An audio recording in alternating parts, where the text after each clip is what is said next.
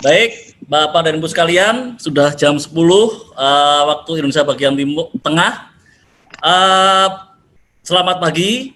Kami buka dengan para Mas Santi. Om Swastiastu. Assalamualaikum warahmatullahi wabarakatuh. Salam sejahtera bagi kita semuanya. Bapak dan Ibu sekalian, pagi ini kita akan berdiskusi mengenai pemberdayaan kelompok masyarakat dalam masa pandemi. Pak Budiman Miko sudah hadir bersama kita, beliau dari Inovator 4.0 dan beliau sudah punya pengalaman yang sangat jam terbang sangat tinggi dalam masalah pemberdayaan masyarakat. Pak Budiman, perlu kami sampaikan informasi bahwa talkshow ini merupakan rangkaian dari talkshow sebelumnya. Talkshow sebelumnya kami membahas peran paralegal dalam masa pandemi, dari peran paralegal desa dalam masa pandemi. Paralegal desa dalam masa pandemi ini berperan satu hal, yang pertama untuk menegakkan supremasi hukum di tingkat desa. Kemudian yang kedua, dalam masa pandemi ini maka diharapkan paralegal desa bisa mensosialisasikan new normal sebagai produk hukum, nggak cuma sebagai gaya hidup baru. Nah, peran paralegal desa ini kami ketangkap sebagai topik karena kami sedang membentuk pos layanan hukum desa di Bali, Pak. Jadi rencananya di 57 kecamatan di Bali minimal 1 pos layanan hukum desa. Pos layanan hukum desa ini di jangka pendek akan menjadi respon cepat kami jika ada masalah hukum di tingkat desa. Jadi respon cepat kami akan dibantu dengan adanya pos layanan hukum desa ini. Dan siapakah yang ada di situ? Di pos layanan hukum desa ini dibentuk oleh penyuluh hukum dan PK Bapas atau petugas kemasyarakatan dari pembimbing kemasyarakatan dari Balai Pemasyarakatan. Dan pos layanan hukum desa, pos layanan hukum dan HAM desa ini akan dijalankan sepenuhnya oleh kelompok Kadarkum sebagai kelompok masyarakat. Nah, kalau dari talkshow kemarin kita melihat dari sisi pemberdayaan hukum masyarakat, maka talkshow kali ini kita akan lebih banyak belajar bagaimana pemberdayaan dari sisi lain selain masalah hukum tadi, terutama dalam konteks jangka pendek, yaitu dalam konteks pandemi ini. Sebelum Pak Budiman akan memberikan materi, kita akan mendengar kata pengantar dari Pak Kanwil, Kementerian Keuangan Bali. Waktu dan tempat kami persilakan, Pak Kanwil. Ya.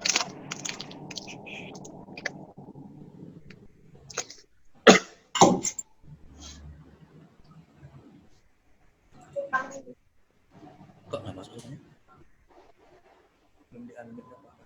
Di ini Pak.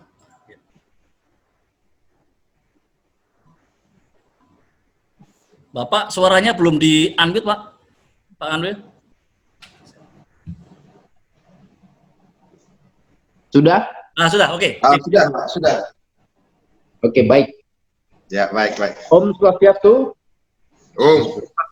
Assalamualaikum warahmatullahi wabarakatuh. Salam sejahtera untuk kita semua. Selamat pagi.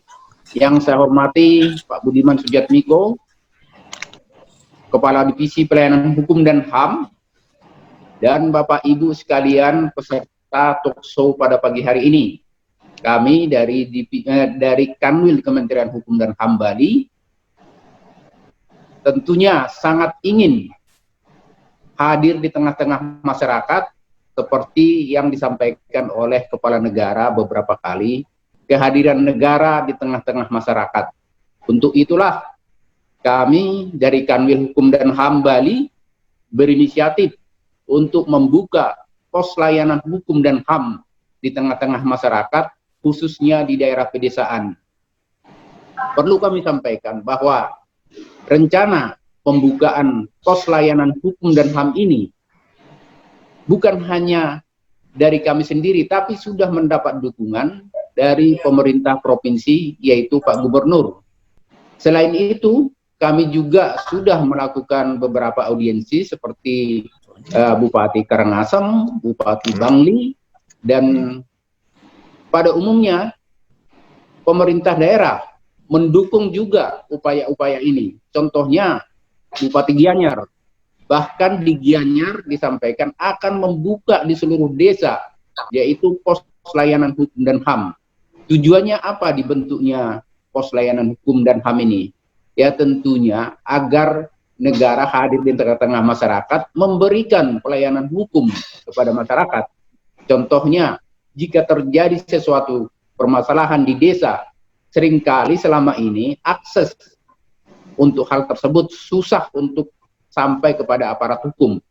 Tapi dengan adanya pos layanan hukum di desa, katakanlah masalah bertetangga misalnya bisa saja terjadi.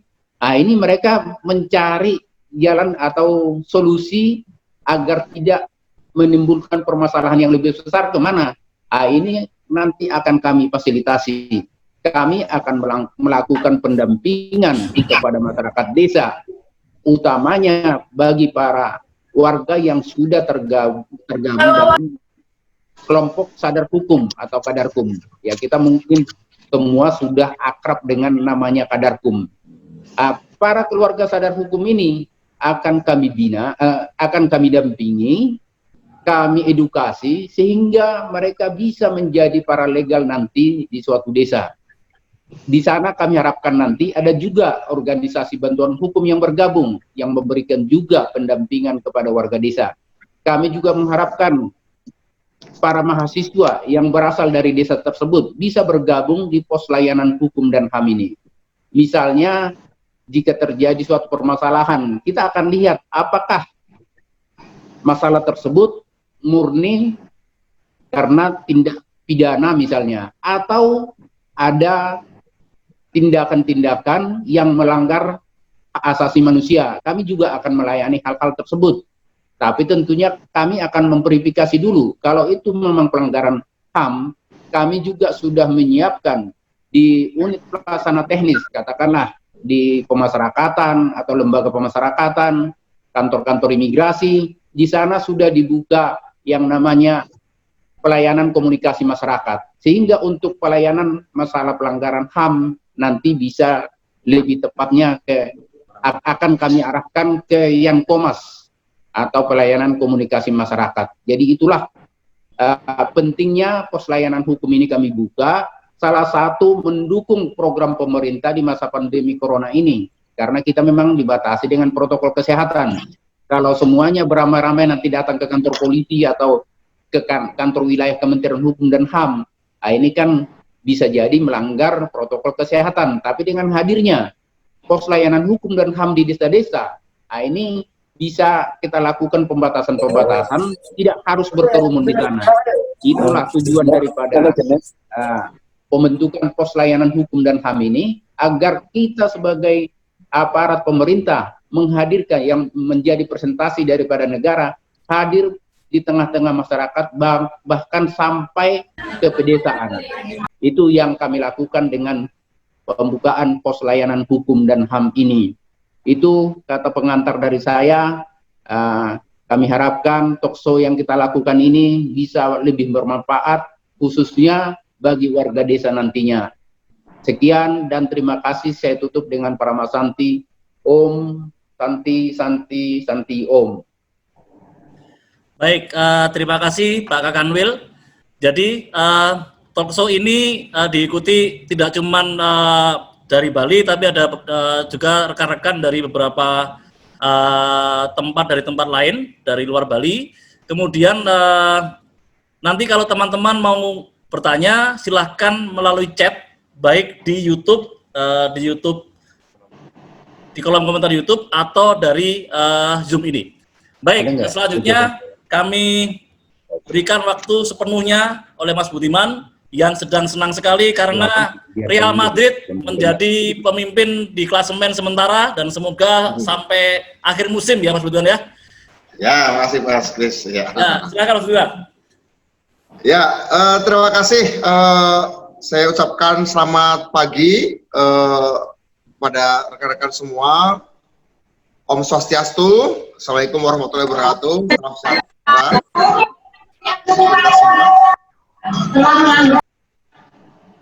Ya, udah, oke, baik.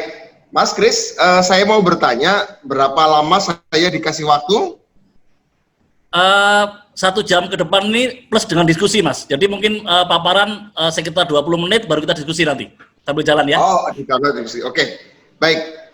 Terima kasih untuk sudah diundang oleh Kanwil Kumham Provinsi Bali untuk berbicara dalam talk show berkaitan dengan pemberdayaan masyarakat di era pandemi. Tentu saya bukan orang hukum ya, tapi karena ada berkaitan dengan isu pandemi dan isu pemberdayaan masyarakat, saya mudah-mudahan bisa berbicara menyumbangkan ide saya walaupun sedikit mengenai potret apa yang akan terjadi dalam masyarakat atau yang sudah mulai terjadi benih-benihnya di dalam masyarakat ya, sehingga kemudian kita bisa mengantisipasi kemungkinan-kemungkinan yang akan terjadi dalam masyarakat ke depan ini, sehingga bisa saja ada kemungkinan persoalan hukum, ada kemungkinan persoalan pelanggaran hak asasi manusia, yang mana nanti tentu itu akan menjadi PR-nya Kanwil Kumham Provinsi Bali dan juga provinsi-provinsi lain di Indonesia yang lainnya. Kira-kira begini Bapak-Bapak Ibu sekalian, pandemi ini kan membuat banyak orang masuk ke rumah masing-masing, masuk ke tempatnya masing-masing dan memperjarang koneksi atau interaksi secara fisik terutama antar orang. Intinya adalah ini kita memasuki apa yang saya sebut atau kami kenal sebagai low touch society. Low touch artinya masyarakat, kalau dalam bahasa Indonesia sehari-harinya masyarakat jablay, masyarakat jarang dibelai, masyarakat jarang bersentuhan gitu ya. Low touch society gitu loh, kira-kira begitu. Sehingga kemudian ekonominya juga ekonomi yang low touch, culturalnya juga low touch. Jadi bagi orang Bali terutama sebenarnya tidak terlalu asing, karena orang Bali kan mengenal yang namanya Hari Raya Nyepi begitu ya. Ya, saya kira bagi orang Bali ini lumayan diakrabi karena setiap tahun setidaknya dalam 1 hari masyarakat warga Hindu Dharma di Bali mengenal yang namanya tradisi Nyepi, sehingga kemudian ya ini seperti tidak se-ekstrim, tidak sekeras masa Nyepi ya, di mana orang tidak berpergian sama sekali. Di era pandemi ini ya nyepi sebagai new normal, nyepi sebagai norma baru. Akibatnya kita tahu orang Bali sendiri bisa merasakan. Saya sendiri belum pernah ke Bali dalam saat nyepi. Adalah satu ya kegiatan budaya, kegiatan keagamaan tidak terutama dirayakan beramai-ramai misalnya. Tapi setiap orang itu masuk ke rumah masing-masing dan banyak melakukan kegiatan refleksi, perenungan. Artinya satu, secara kejiwaan nih Mas Kris ya, secara kejiwaan, secara personal, manusia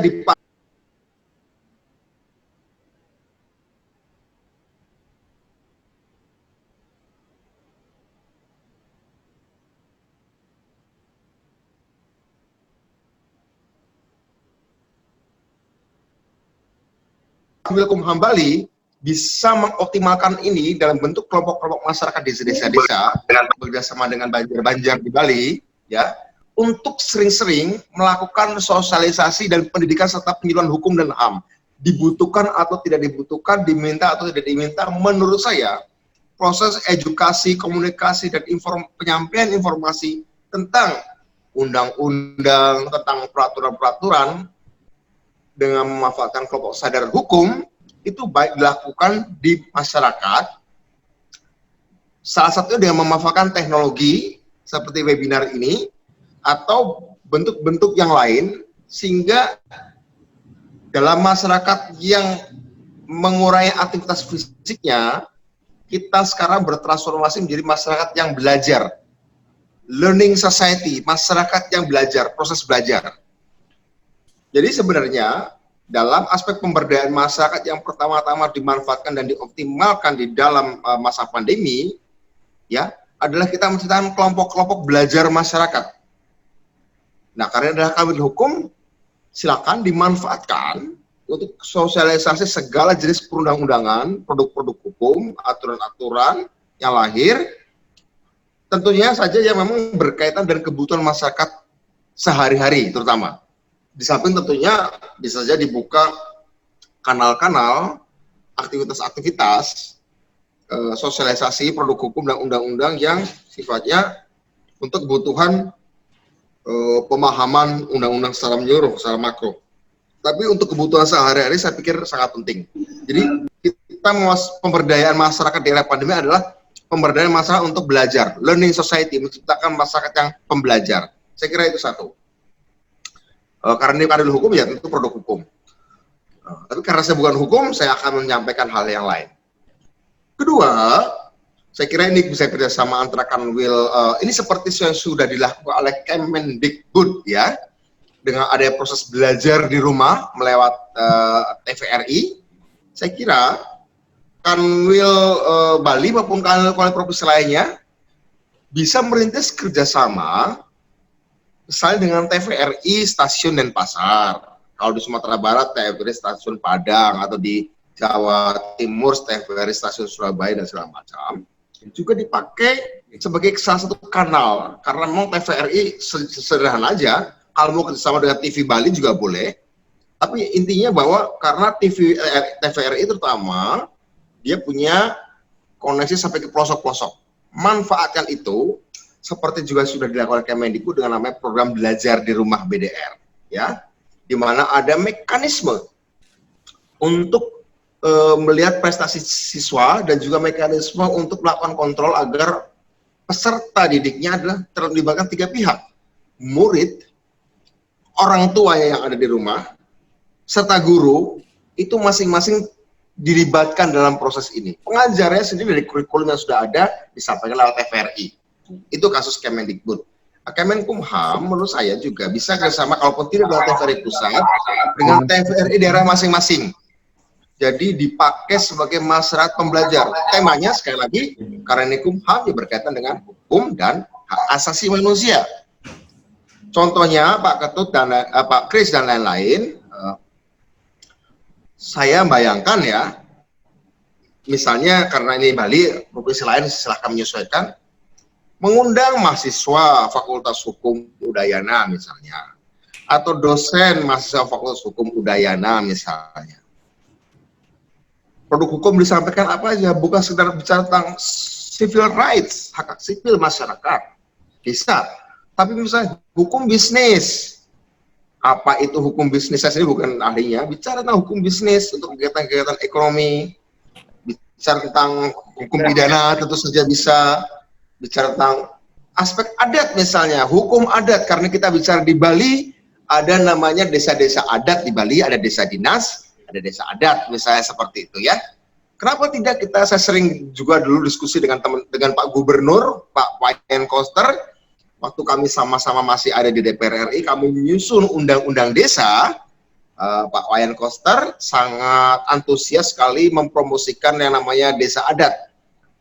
Kenapa klaster desa adat, pasal tentang desa adat itu masuk di dalam undang-undang desa, itu adalah perjuangan dari Bapak Wayan Koster, salah satu yang sangat bersemangat, sangat gigih untuk menyampaikan soal desa adat harus masuk dalam undang-undang desa. Sekarang sudah ada. Nah, ahli-ahli hukum adat, saya kira bisa difasilitasi kerjasama antara Kumham dengan TVRI satu, atau dengan TV Bali, atau bisa kerjasama dengan platform apps, membuat apps bersama anak-anak muda IT di provinsi Bali atau provinsi lain, silakan disesuaikan di provinsi lain, untuk kemudian membuat apps, aplikasi penjelasan dan sosialisasi tentang hukum, HAM, bisa hukum yang berkaitan dengan hal-hal praktis, teman-teman sekalian.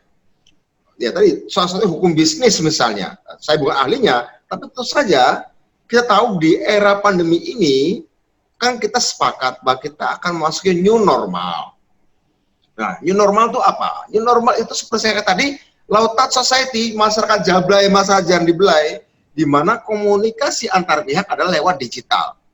Sehingga hukum yang berkaitan dengan dunia digital, berkaitan dengan cyber, bisnis dalam cyber, perlindungan data, pendidikan melalui dunia cyber itu bagaimana aturan-aturannya. Agar fleksibel bisa bekerjasama dengan kanwil-kanwil kementerian yang lain yang berkaitan dengan itu. Kementerian Kominfo, tentu saja, Kementerian Pendidikan, tentu saja. Nah, itu intinya ya Bapak Ibu sekalian. Pematerinya sekali lagi jangan dibatasi hanya dari orang kanwil hukum HAM. Pematerinya bisa mengambil dunia kampus. Profesor hukum, dosen hukum, mahasiswa hukum. Bisa mahasiswa S3 juga bisa, S2 atau S1. Tapi agar ini tidak sekedar produk hukum, didampingi tidak hanya sekedar bicara hukum ansih, didampingi juga mungkin barangkali dengan profesor ekonomi atau profesor bisnis atau mahasiswa bisnis, mahasiswa ilmu budaya misalnya, seperti itu. Saya kira ini sangat penting, mahasiswa IT misalnya seperti itu ya. Saya kira ini sangat penting Bapak Ibu sekalian, karena seperti saya katakan tadi, di era pandemi ini kita didorong untuk belajar. Belum pernah sebelumnya ya, saya ini hampir tiap hari seminar. Saya ini lumayan sering ke seminar, tapi sebelum pandemi ini tidak pernah saya lihat ada orang tiap hari seminar. Saya sekarang tiap hari seminar. Sehingga kemudian memang ada kebutuhan dan kehausan masyarakat untuk belajar melalui proses mekanisme digital ini segala macam. Jadi menurut saya Bapak Ibu sekalian, mulai di sini kita lakukan, kita rintis misalnya dari provinsi-provinsi yang ada. Temanya materi-materi ini pembicaranya dibuat fleksibel saja. Nah, itu yang saya ingin sampaikan yang ada kebutuhan jangka dekat. Materi apa saja Mas Budiman, materi hukum, materi HAM segala macam, silakan diskusikan dengan dengan psikolog, menurut saya penting, dan ahli pendidikan. Karena ada satu situasi di mana orang ketika harus berada di rumah, working from home dalam waktu lama, dan interaksi fisik itu berkurang, itu pasti akan ada perubahan kejiwaan, perubahan mental. Silakan diskusi dengan mahasiswa atau dosen psikologi, satu, dan dosen pendidikan, dan tentu saja dari kanwil hukum dan HAM, kira-kira kebutuhannya macam apa. Kalau perlu juga diskusi dengan kepala daerah setempat, kebutuhan pendidikan hukum macam apa yang harus disampaikan kepada masyarakat, terutama di desa-desa, ya, di kelompok-kelompok masyarakat desa. Dan tentu saja kota, bukan cuma desa kita, karena semua juga mengalami. Silakan diskusikan kurikulumnya, materinya, tema-tema diskusinya. Kalau ada kebutuhan juga nanti bisa minta ke saya, nanti saya bisa bantu juga apa kira-kira proses learning prosesnya yang dilakukan, satu. Kedua, nah ini berkaitan yang lain, ini bicara tentang penegakan hukum. Bisakah akan ada kejahatan, bagaimana bentuk kejahatan akan muncul, lahir. Saya sendiri bukan ahli tentang kriminologi, tapi yang saya perkirakan adalah karena adanya perubahan mental sehingga orang mengalami keguncangan mental working from home, ya, meskipun karena kita tahu ya Pak Kris, sekarang ini dengan adanya pandemi ini kan nanti setiap daerah akan ada perubahan-perubahan cuaca. Perubahan cuaca tentang tingkat kepenularan penyakit di sebuah daerah. 2 minggu lalu saya bertemu dengan Pak Doni Monardo, Kepala Satgas COVID. Beliau bilang bahwa nanti akan ada lampu atau tanda setiap daerah, lampu merah. Itu artinya setiap jam 10 malam, besoknya harus disepakati supaya menghentikan kegiatan semuanya. Kalau lampu oranye sudah mulai dilonggarkan, kalau lampu hijau sudah mulai dilonggarkan sama sekali. Terus tiba-tiba nanti merah lagi, harus dilonggarkan lagi besok harinya. Nah, jadi masyarakat juga secara psikologis nanti hidupnya tergantung dari tanda atau sinyal lampu setiap jam 10 malam.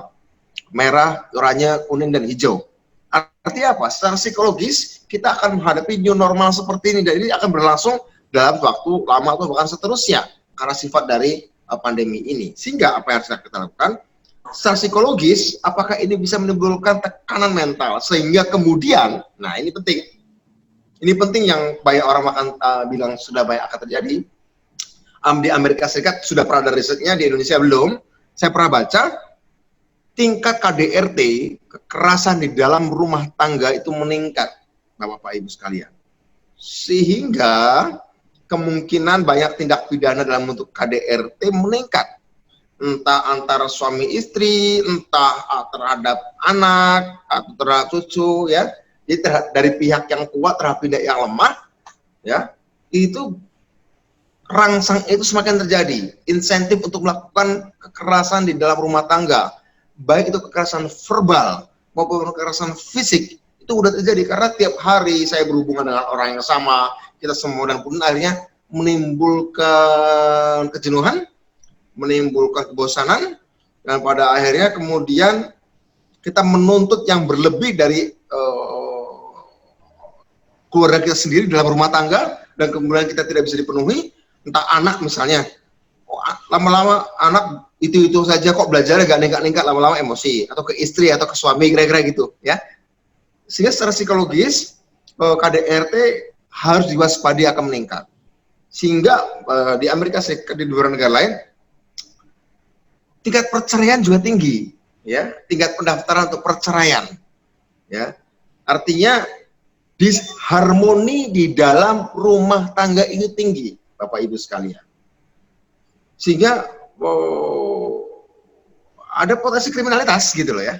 Jadi penting menurut saya tuh sosialisasi, di samping tadi adalah belajar tentang berkaitan dengan hard skills, berkaitan dengan soft skills, kewirausahaan atau apapun, atau hukum, segala macam hak asasi manusia. Penting untuk sosialisasi, dan psikolog ini penting, psikolog ya, Kumham, mungkin sama dengan Fakultas Psikologi, kalau salah ada nggak di Denpasar, di Udayana, tentang ini, bagaimana menghindari orang untuk tidak melakukan kekerasan dalam rumah tangga. Ya, saya tidak tahu apakah ini sudah disosialisasikan atau belum, tuh kekerasan dalam rumah tangga. Kedua, karena hidup ketiga sekarang, karena kehidupan kita adalah sudah memasuki banyak terkoneksi secara digital, ya, terkoneksi secara digital, maka itu akan menjadi satu-satunya atau akan menjadi jalur interaksi sosial yang dominan, yang mainstream, digital itu, ya. Handphone yang saya pegang, handphone yang Pak Kris pegang, atau bapak-bapak, ibu-ibu yang lain pegang, itu adalah jalan kita bermasyarakat. Society is in your own hand. Bangsa, your nation, itu ada di tanganmu. Masa itu ada di tanganmu. Agama pun ada di tanganmu. Kecerdasan ada di tanganmu. Artinya apa? Tergantung ujung jari kita, ujung jempol kita, ujung jari tunjuk kita. Kita yang menentukan, kita yang berdaulat. Hari ini aku mau membiarkan kepalaku dipengaruhi oleh siapa? Hari ini akan kubiarkan mataku melihat apa? Hari ini akan kubiarkan telingaku mendengar apa? Baik, buruk, agama, non-agama, politik, non-politik, partai, non-partai, bisnis, non-bisnis. Ini tergantung dari jari kita. Nah, tentu saja ini bukan spesifik, kewenangan spesifik Kumham, tapi ini ada berkaitan dengan Kominfo, tapi ada kaitan juga dengan hukum dan hak asasi manusia terutama ya. Keputusan jari kita untuk menekan tombol ini untuk mendownload aplikasi tertentu itu kan memang hak asasi manusia. Itu hak asasi manusia harus dilindungi segala macam. Tapi kan hak asasi manusia kita juga, kebebasan kita jangan sampai membahayakan orang lain atau membahayakan keselamatan bersama. Karena ini penting nih, satu hal yang di pandemi Bapak Ibu sekalian. Sekarang kita ini masyarakat sedang, di dunia bukan cuma Indonesia, di dunia bukan cuma Indonesia, menimpa semua orang, bukan cuma negara berkembang. Kita ada dilema antara kebebasan dan keselamatan. Ya kan? Kita ada dilema antara kebebasan dan keselamatan. Pada masyarakat, hanya sedikit masyarakat di dunia sudah berhasil mengatasi itu, dan mereka memilih mengurangi kebebasan dan mendukung keselamatan dan kualitas hidup. masyarakat yang justru yang dikenal sebagai masyarakat yang paling bebas di dunia, tapi juga paling adil, yaitu negara Swedia. Swedia adalah satu dari dua negara di Skandinavia bersama Norwegia, adalah negara yang dikenal sangat bebas, sangat plural. Anda mau berorientasi seks apapun, Anda mau beragama atau nggak beragama, Anda mau apapun asal nggak tidak mengganggu kebebasan orang lain, bolehkan. Di sana orang mau mempromosikan negara apapun boleh, damai asal nggak melakukan kekerasan. Ya, Swedia. Tapi masalahnya juga relatif adil. Perusahaan-perusahaan besar dimiliki oleh koperasi. Volvo itu punya koperasi itu. Buruh-buruh punya saham di perusahaan. Jadi ya kalau Amerika Serikat bebas tapi senjang, kalau di Swedia itu ya bebas tapi juga merata gitu loh. Sekarang bahkan sebelum ada pandemi, perkembangan teknologi menyebabkan mereka memilih untuk mengurangi kebebasan dengan cara apa? Agar efektif, efisien pelayanan publiknya segala macam, belanja segala macam itu, sekitar ada 2 juta penduduk Swedia itu dipasangi chip jarinya. Sehingga kalau mau bayar naik bis, nggak usah ngeluarin tiket, nggak usah, itu tinggal jempolnya kasih di jari, tempelin. Nanti berkurang uangnya, misalnya. Kemudian kita ke supermarket, kayak sidik jari aja tempelin, tangan tempelin, tidak berkurang uangnya, aku belanja apa saja tempel. Kok apa hubungannya dengan kebebasan? Ya dengan demikian kan bagaimana juga jadi akhirnya dia tahu bahwa dalam dirinya ada chip gitu ya.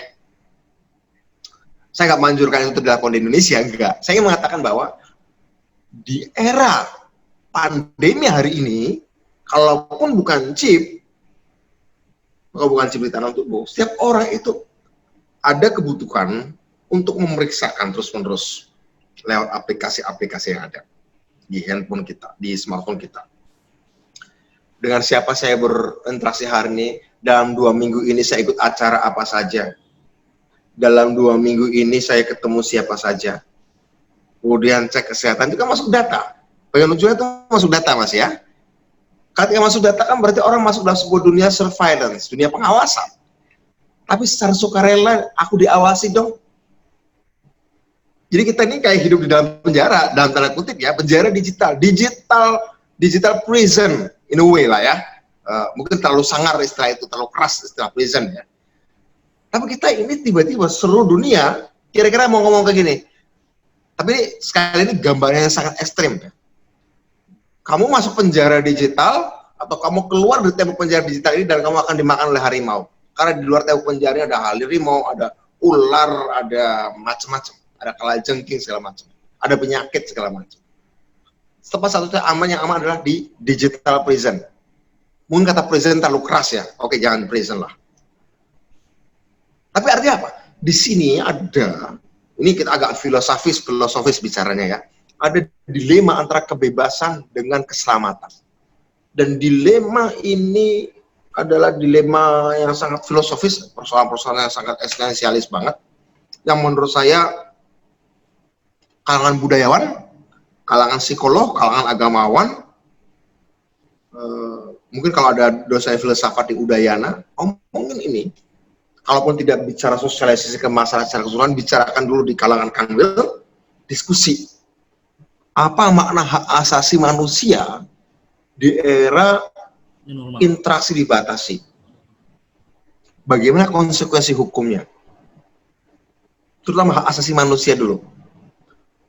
Kebebasan berekspresi, kebebasan melakukan pergerakan dan mobilitas fisik, kebebasan berinteraksi dengan siapapun, tiba-tiba punya resiko melanggar hak kita untuk hidup sehat, hak kita untuk selamat, hak kita untuk hidup, right to life, justru bisa dilanggar oleh freedom of expression, kira-kira gitu, freedom of mobilization. Itu bisa tabrakan. Dulu kita tidak berpikir sebelum pandemi ini, tidak berpikir itu akan terjadi kan.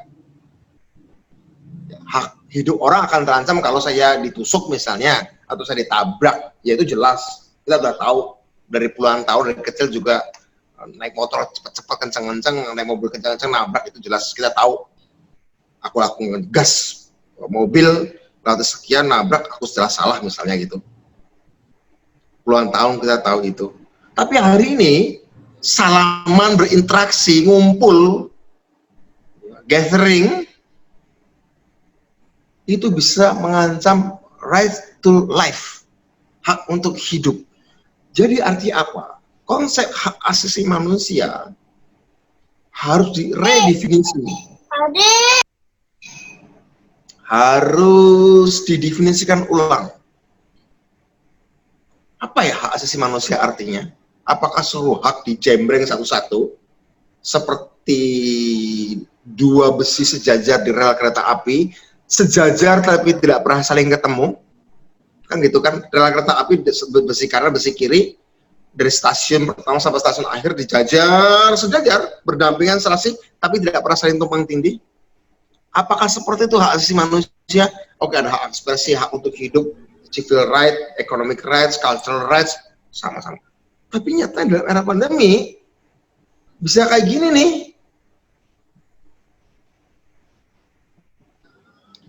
Ini akan punya dampak mendalam dalam soal budaya. Dalam soal psikologis juga. Aku mengurangi kebebasan. Bagi masyarakat yang baru saja satu generasi menikmati kebebasan seperti Indonesia, yang baru 20 tahun lebih sedikit menikmati kebebasan politik, karena reformasi tahun 98, 22 tahun, ini beda rasanya dengan orang yang sudah menikmati kebebasan yang lama, seperti Swedia. Masyarakat itu satu bangsa yang sudah lama menikmati kebebasan, hak asasi manusia difasilitasi betul. Ketika kebebasan hak asasi manusia yang sudah puluhan tahun mereka nikmati sudah menerbitkan dan melahirkan kesehatan, melahirkan kesejahteraan, melahirkan kecerdasan, aktualisasi diri yang penuh, dan tiba-tiba harus menghadapi pandemi, maka masyarakatnya sudah level matang, level dewasa, ya, level bijak, untuk kemudian kebebasan mereka yang berlebih dan memberikan manfaat itu bisa sedikit diminta untuk dikurangi karena mereka sudah punya kemampuan untuk mengatur. Oke, aku kurangnya sedikit supaya kebebasan yang sudah aku nikmati bisa langgeng, yaitu dalam bentuk keselamatan manusia, kesehatan manusia. Sehingga mereka tahu, oke, kalau kita punya banyak tanah istilahnya ya, tanahnya sudah banyak, kalau sekedar ngasih 1 hektar, 2 hektar ke orang lain kan udah oke, nggak masalah.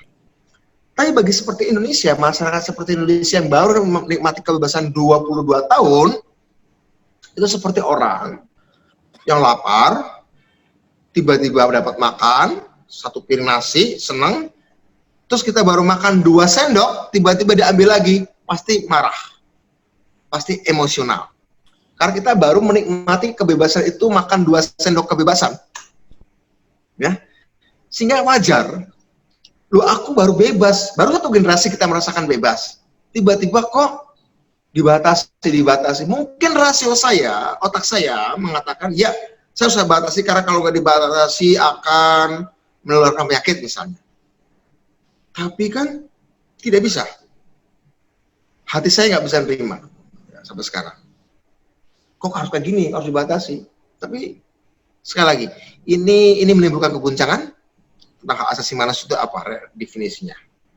Yang lainnya adalah hak untuk berusaha, untuk berbisnis. Mungkin bagi saya, bagi teman-teman sekalian, bapak-bapak ibu sekalian yang sudah di sini punya handphone, kita mau bisnis lewat Instagram, lewat YouTube, lewat Twitter, lewat apapun kita bisa ya. Ini bagian dengan buruh-buruh kasar. Nah ini bapak ibu sekalian, ini ada, saya mau bicara sebelum saya tutup pada konsep satu lagi hak asasi manusia, tapi ini belum dikenal di Indonesia. Ini belum dikenal di Indonesia, tapi 16 pemegang peraih Nobel Ekonomi sudah mendukung ini. 3 orang peraih Nobel Perdamaian sudah mendukung ini. Para filosof-filosof ekonomi politik ratusan tahun lalu sudah mengkampanyekan ini.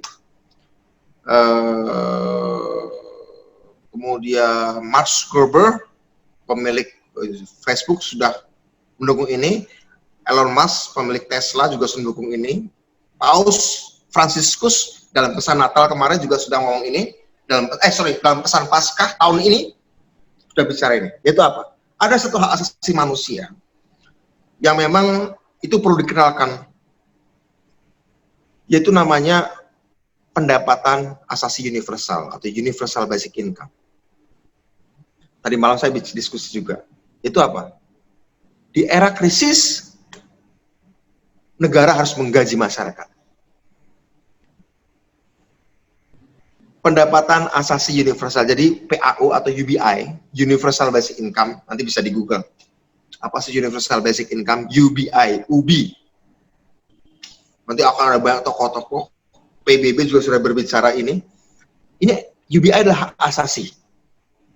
Jadi negara harus menggaji warganya. Karena apa? Ini konsep kita bernegara. Saya dengan Indonesia ini kan punya kontrak. Ini seperti kata Jean-Jacques Rousseau, seorang filosof politik Prancis yang menulis buku namanya Kontrak Sosial. Negara itu apa? Negara itu kontrak sosial. Saya dengan negara Indonesia itu punya kontrak. Kontraknya apa? Kontrak sosial itu yang saya sepakati. Undang-undang dasar. Yang itu undang-undang dasar udah kita hak asasi kan.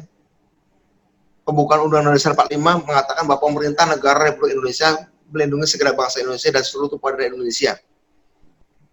Memajukan kesejahteraan umum. Nah, satu.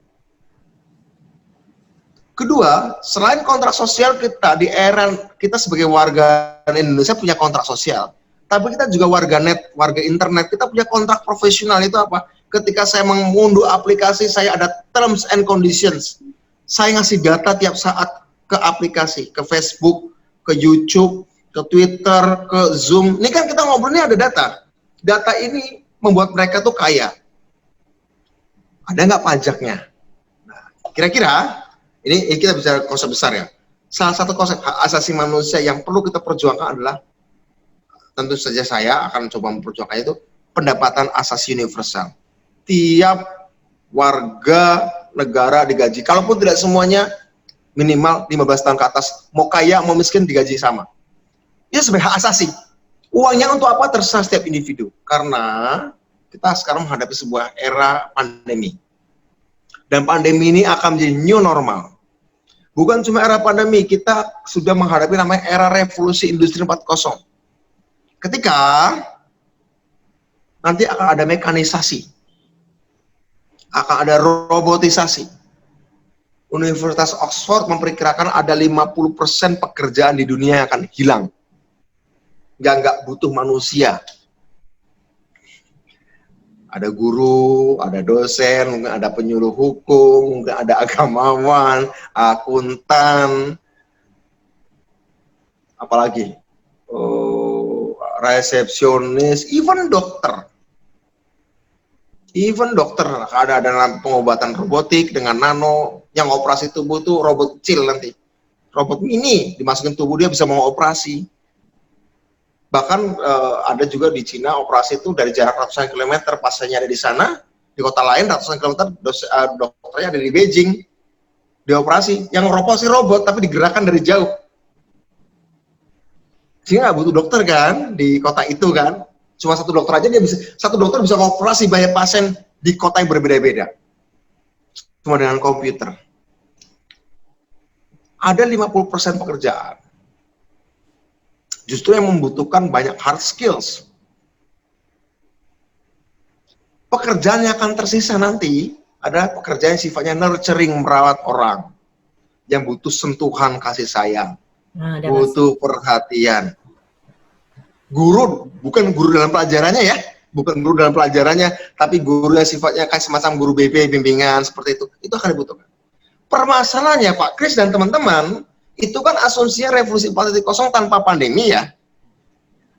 Di era pandemi, sentuhan itu jadi masalah gitu kan, tadi yang saya bilang tadi. Jablay itu, masyarakat Jablay. Low touch society tadi.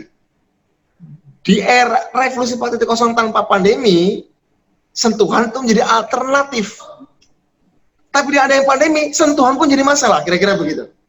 Nah, kasih sayang seperti apa yang bisa disampaikan tanpa menyentuh fisik?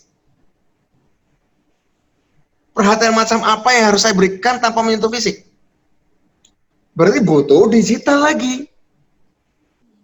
Misalnya Mbak Siska, kalau tanpa pandemi kan misalnya di era 4.0 50% pekerjaan yang lain sudah digantikan robot dan mekanisasi ya.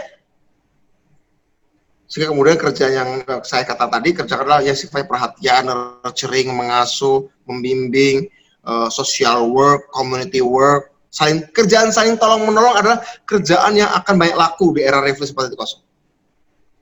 Tapi dengan adanya pandemi tolong menolongnya pun harus hati-hati. Lantas gimana? Ini persoalan agak filosofis, tapi nggak filosofis juga. Ini praktis. Ini praktis loh hari ini. Dulu saya berpikir situasi ini akan kita alami 10 tahun lagi. Sampai 3 bulan yang lalu, sampai awal tahun 2020, saya masih berpikir ini akan terjadi 10 tahun lagi, situasi kayak gini. Ketika orang banyak di rumah karena pekerjaan sudah banyak diganti oleh robot. Tapi nyatanya ini terjadi hari ini, dan bukan robot, tapi virus yang menyebabkan kita kayak gini. Dan dulu saya berpikir, resikonya paling banter kita akan dipecat dari pekerjaan atau di PHK, karena kerjaan kita digantikan robot. Paling banter itulah ya. Sekarang resikonya mati, bukan di PHK. Jadi kalau saya pikir tadinya 10 tahun lagi, faktor penyebabnya adalah robot, resikonya PHK, sekarang bukan 10 tahun lagi, tapi bulan ini, faktornya adalah virus, resiko adalah mati. Dan itu dan ketiga, yang keempat adalah dulu saya pikir ini bisa bertahap kita lakukan revolusi 4.0 ini bertahap. Setiap negara tergantung dari kesiapannya masing-masing. Oke, mekanisasinya sektor-sektor apa saja, sehingga yang di PHK apa saja, ya kan? Kemudian setelah siap mungkin 5 tahun lagi baru ada robotisasi mereka. Ini mungkin guru jangan robotisasi dulu, yang robotisasi mungkin resepsionis, mekanisasi resepsionis misalnya, dokter jangan dulu misalnya, guru jangan dulu, penyuluh pertanian, penyuluh hukum jangan dulu, panitera jangan dulu ya, panitera jangan dulu. Kita bisa jaga 5 tahun, 10 tahun, mungkin bisa bertahap lah, kita pikir sampai 2045 baru kita siap untuk mekanisasi penuh gitu ya. Kita mengira, atau saya setidaknya yang naif ini mengira akan terjadi sampai 2045. Ketika Indonesia 100 tahun, yuk dah Indonesia 100 tahun kita hidup silih asih, silih asah, silih asuh saja. Kita hidup membangun kebersamaan sosial masyarakat, biar robot jadi budak manusia, kira-kira gitu. Ya. Setiap orang, setiap manusia merasakan dirinya menjadi, kalau maaf ya, kalau dalam di Bali ya, dalam Hindu menjadi kasta Brahmana lah. Hidup dalam perenungan, hidup dalam spiritualitas, hidup dalam kemewahan filosofis, hidup seperti para begawan. Setiap manusia hidup seperti begawan, kira-kira begitu. Ya. Mau spiritualitas silahkan, mendalami hidupnya spiritualitas silahkan, yang mau mendalami keilmuan silahkan, yang kemudian mau membaktikan hidupnya untuk mengasihi silahkan. Itu tugas manusia tinggal 3, spiritualitas, mencari ilmu sampai habis-habisan, sampai ujungnya ilmu apa, nggak ada ujung sebenarnya, atau menghabiskan hidupnya dengan mengasihi sesama, itu aja. Kerjaan kebutuhan sehari-hari dipenuhi oleh robot, dipenuhi oleh mekanik, dipenuhi oleh algoritma.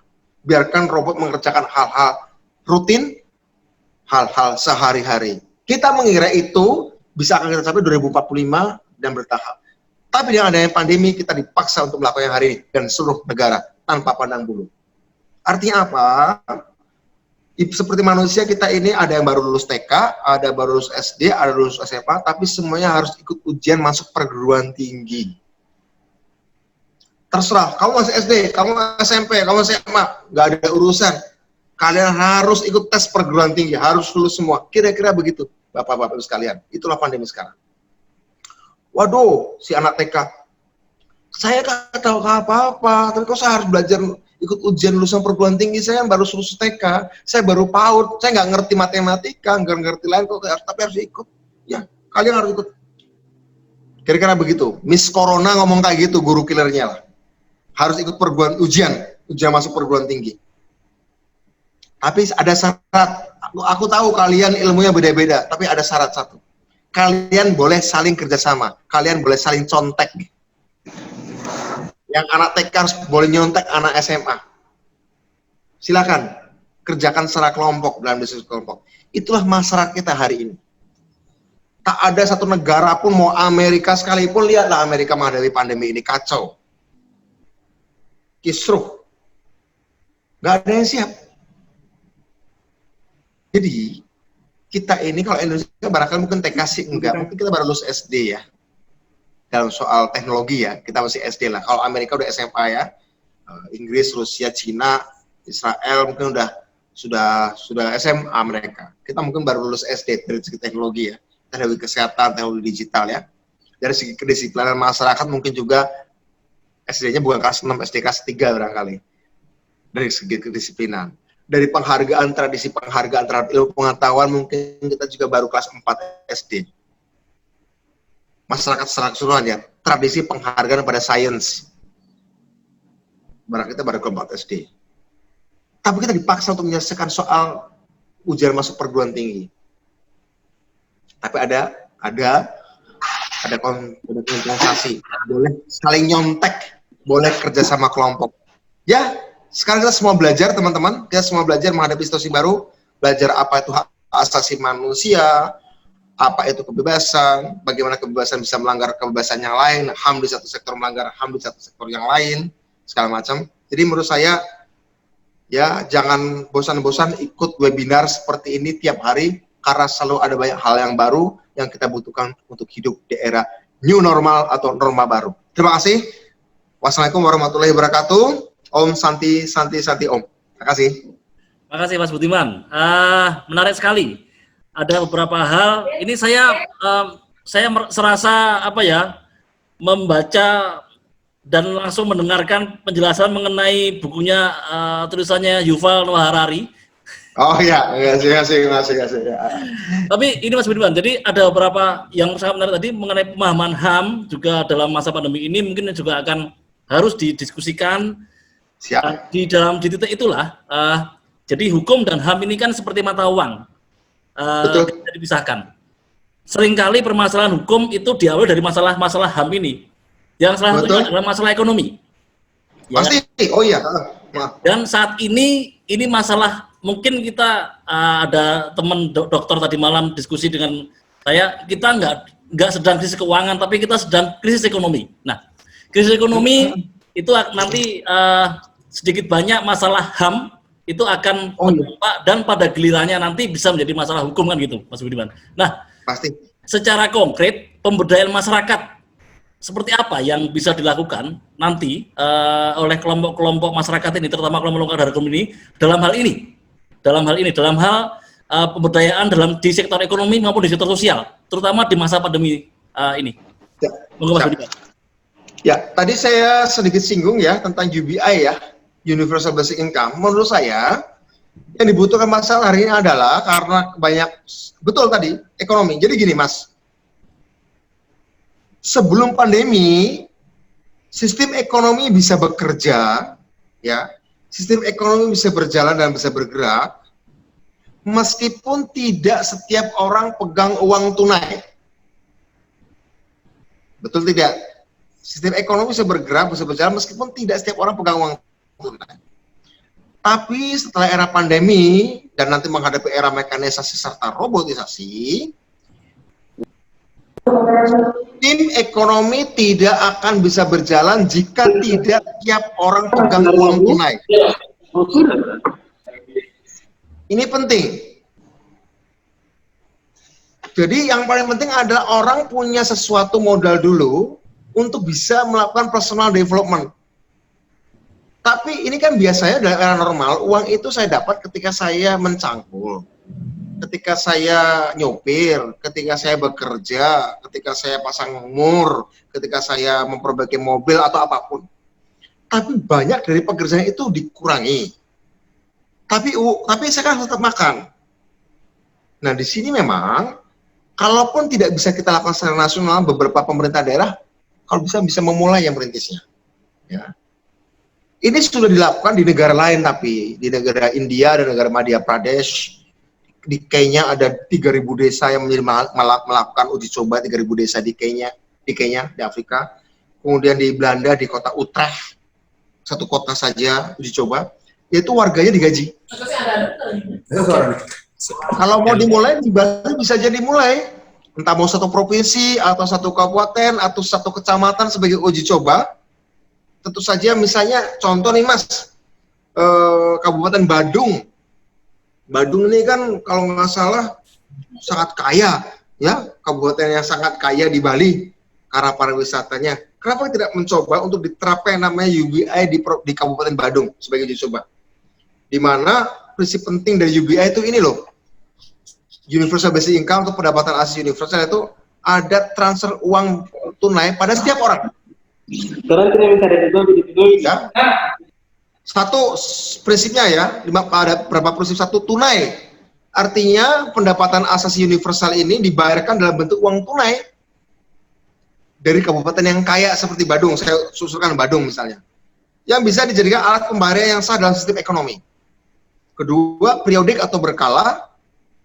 Pembayaran diberikan secara rutin dan berkala, misal tiap bulan. Dianjurkan UBI atau PAU, pendapatan asasi universal ini diterapkan dalam jangka panjang, kalau bisa permanen bagus, untuk melihat dampaknya secara lebih komprehensif. Ketiga, individual, artinya penerimanya adalah individu, perorangan, bukan rumah tangga, bukan juga kelompok. Perorangan semuanya.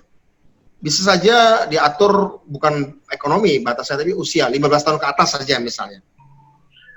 4, tanpa syarat, artinya penerima tidak perlu melewati tes, ujian, tidak perlu mengumpulkan persyaratan administratif yang ketat, dan pembayarannya tidak mempertimbangkan status sosial ekonomi. Kelima, universal. UBI dibagikan kepada semua pihak yang berhak, karena ini adalah bagian dari hak asasi yang menjadi hak tiap warga negara tanpa kecuali.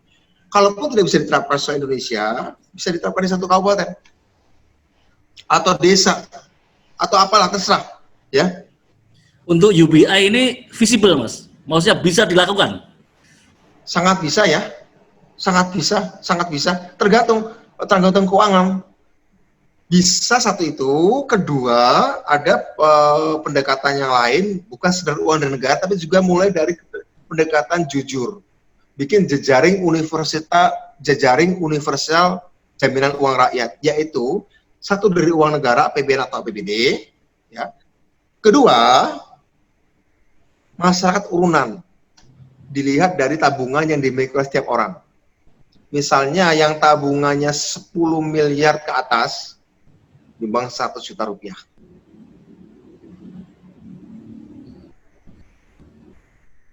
Yang katakanlah tabungannya 1 miliar ke atas, nyumbang 10 juta rupiah per bulan.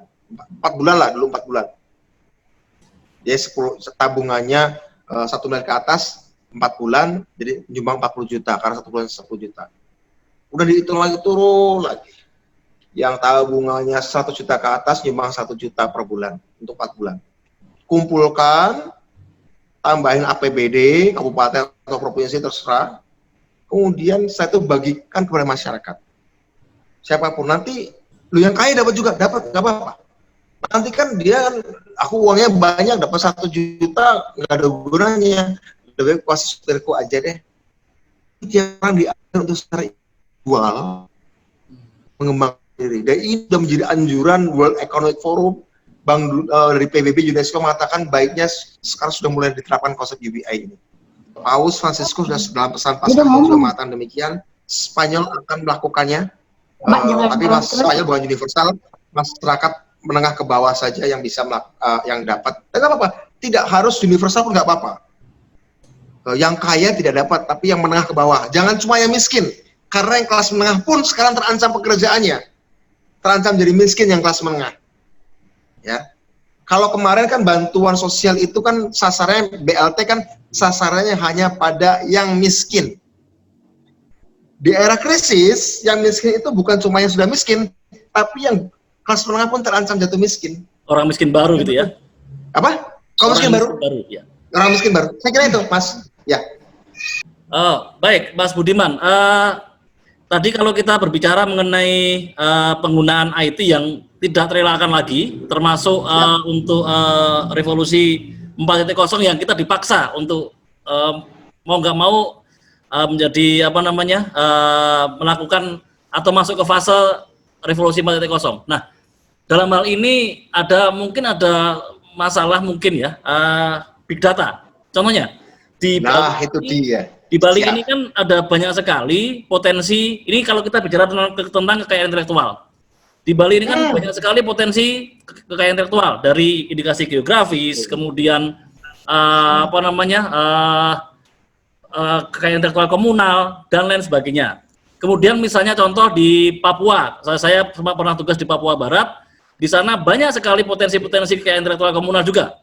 Misalnya pengetahuan tradisional dan lain-lain. Ketika kita harus pakai digital, mau nggak mau itu kan harus didokumentasikan digital. Dan ini kita kemudian akan bermasalah nanti dengan adanya big data ini, dengan keamanan data ini. Bagaimana Mas? Seperti itu. Ya, makasih. Ini pertanyaan bagus sekali. Saya kira ini nggak ada hubungan dengan pandemi, tapi ini memang ada hubungannya dengan revolusi 4.0 secara keseluruhan. Saya mau cerita pengalaman saya begini. Tapi nggak tahu apakah teman-teman semua sudah memahami nggak apa sih artinya big data ini.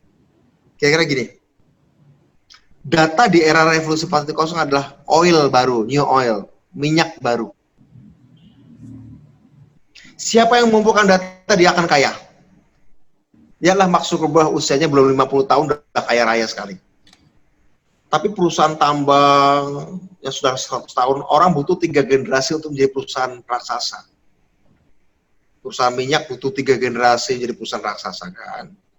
Tapi kalau perusahaan big data itu hanya 1 generasi, 10 tahun itu bisa menjadi sangat kaya raya. Artinya apa?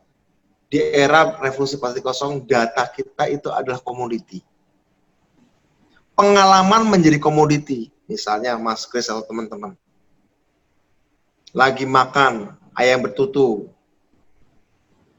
di Renon, saya foto di Instagram. Makan ayam betutu di Gilimanuk, saya foto di Instagram.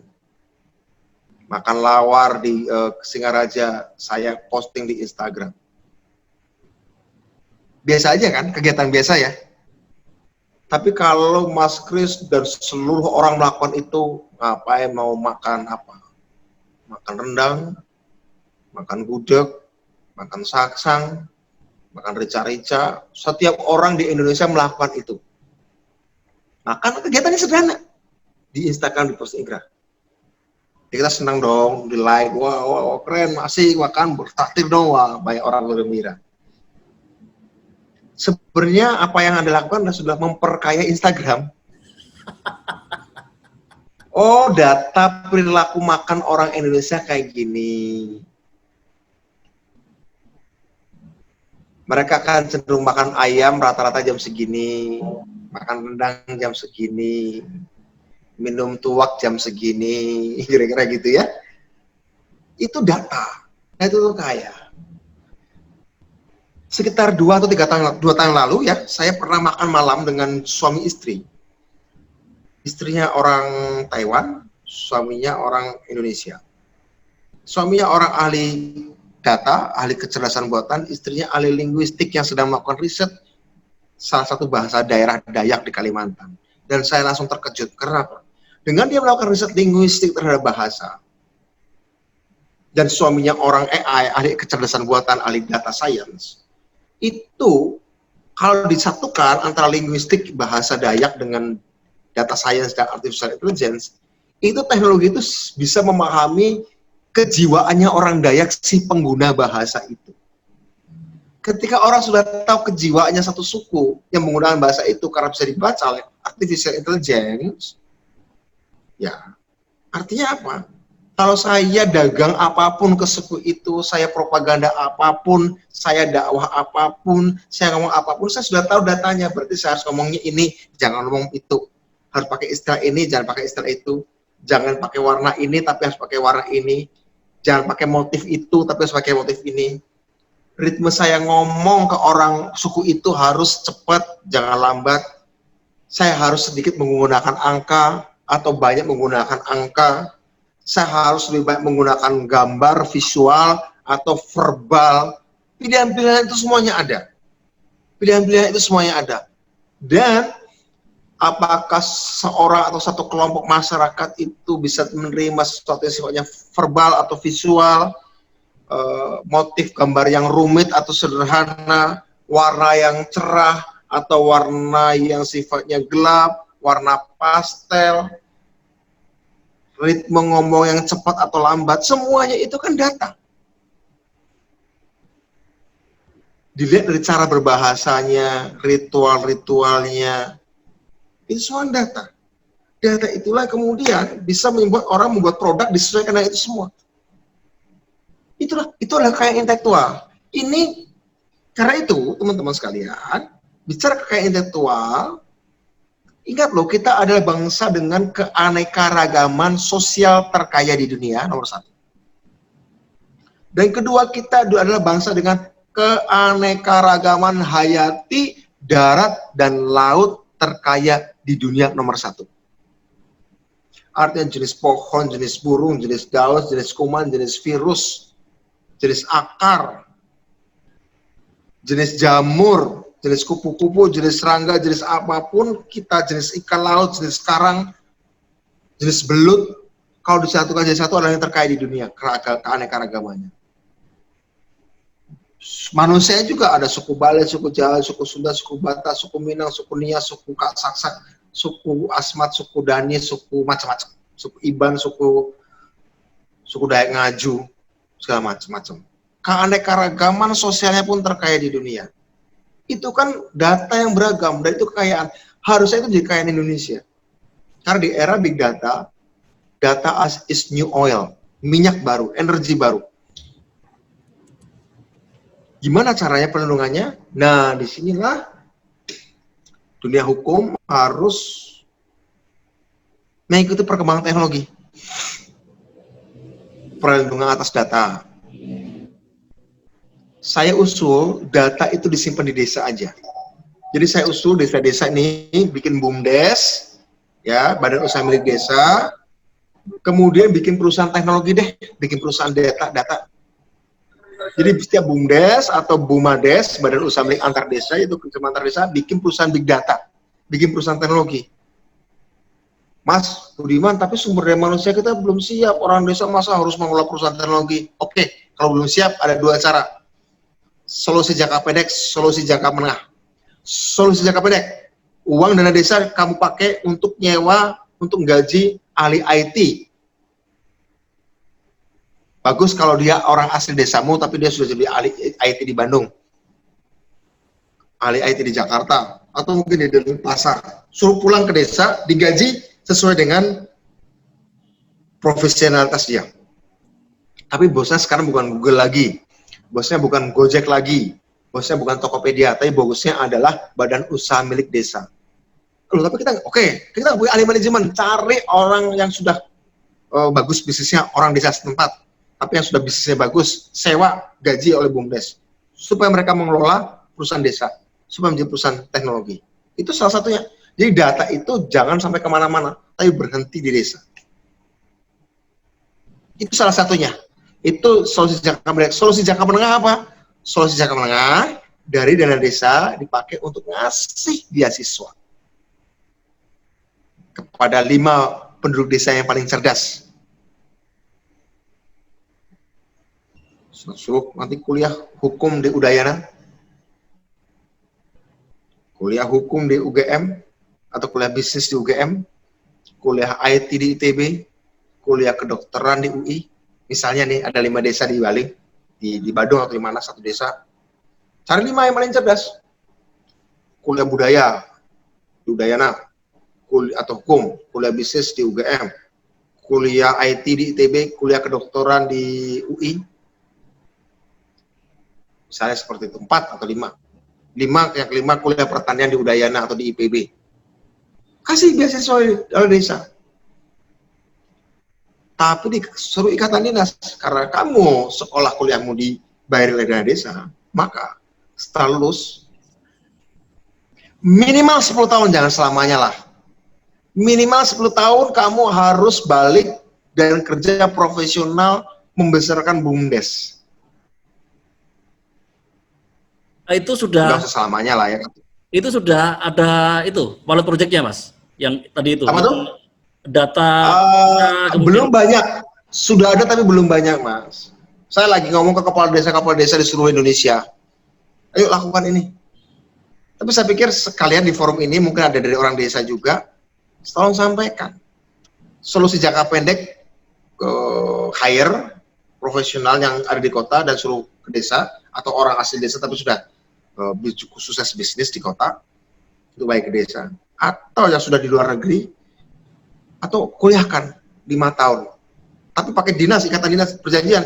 Kalau kamu mau pakai kuliah mau pakai dana desa, jadi kamu harus 10 tahun.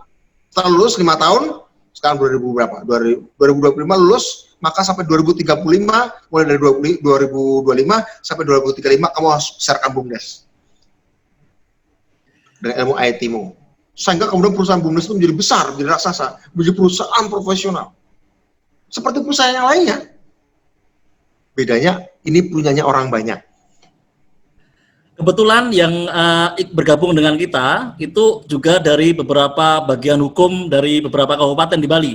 Jadi mungkin ini bisa menjadi inspirasi juga buat teman-teman bagian hukum di kabupaten. Nanti bisa kerjasama dengan kita juga di Inovator. Kami di Inovator ini saya kebetulan mau sambil cerita sama teman-teman ya. Saya 2018 bersama teman-teman mendirikan organisasi namanya Inovator 4.0 Indonesia.